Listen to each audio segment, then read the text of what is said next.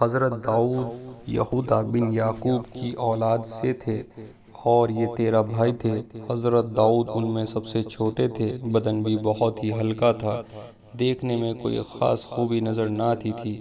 پیشے کے لحاظ سے بھی ایک چرواہی تھے۔ وہ ہمیشہ ایک گوفن اپنے پاس رکھتے تھے۔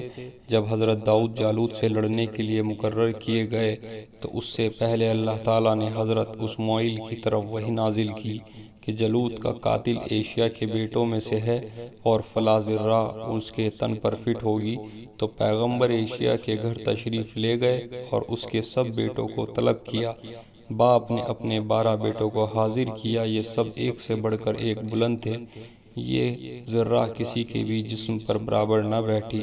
تب حضرت اسماعیل نے پوچھا، تمہارا کوئی اور بیٹا ہو تو حاضر کرو۔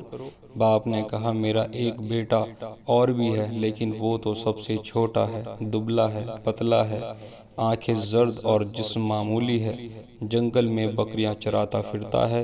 جب حضرت داؤد کو ذرہ پہنائی گئی تو وہ ان کے جسم پر بالکل ٹھیک آ گئی۔ حضرت داؤد نے اپنے بھائیوں سے کہا، تم کیوں نہیں جالوت کے قتل کی ٹھانتے؟ تمہیں ملک بھی ملے گا، بادشاہ زادی سے تمہاری شادی بھی ہو جائے گی۔ بھائی بولے، پاگل ہو گیا ہے جو ایسی نادانی کی باتیں کرتا ہے؟ کس میں طاقت ہے جو جالوت کے سامنے کھڑا ہو؟ حضرت داؤد نے کہا، میں اس کو ماروں گا۔ اس کے بھائی روکتے ہی رہے، لیکن حضرت داؤد نے کہا کہ بادشاہ سے کہہ دیا جائے کہ جالوت کا بیجا نکال لوں گا۔ حضرت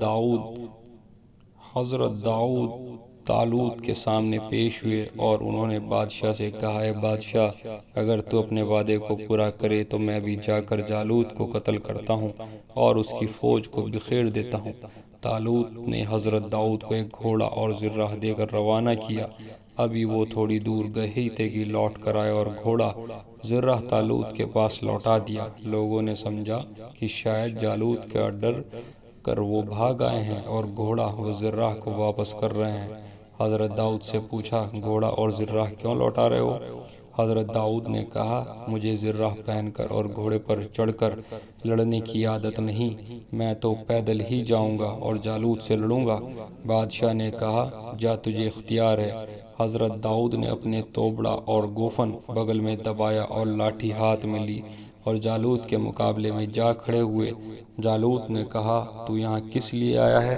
حضرت داؤد نے کہا، میں تجھ سے لڑنے کے لیے آیا ہوں، میں تیرے سر کا بھیجا نکالوں گا۔ جالوت نے ہنس کر کہا، تو کس ہتھیار سے لڑے گا؟ تجھ میں جن کی طاقت ہے، یہ لاٹھی مار۔ حضرت داؤد نے اپنے توبڑے میں ہاتھ ڈالا اور پتھر نکال کر گوفن میں رکھا اور خدا کا نام لے کر جالوت کے سر میں ایسا مارا کہ جالوت کا تاج سر سے نیچے گر پڑا اور پتھر کا ایک ٹکڑا اس کے دماغ کو توڑتا ہوا پیچھے گر گیا۔ حضرت داؤد نے زور کا نعرہ لگایا، دشمنوں کا روب چھا گیا۔ حضرت داؤد نے جالوت کا سر اس کے تن سے کاٹ کر الگ کر دیا۔ پھر کیا تھا، فتح کا دروازہ کھل گیا اور طالوت کی فوج کو فتح حاصل ہوئی۔ کچھ دنوں کے بعد حضرت داؤد نے بادشاہ سے کہا کہ اپنا وعدہ پورا کرو۔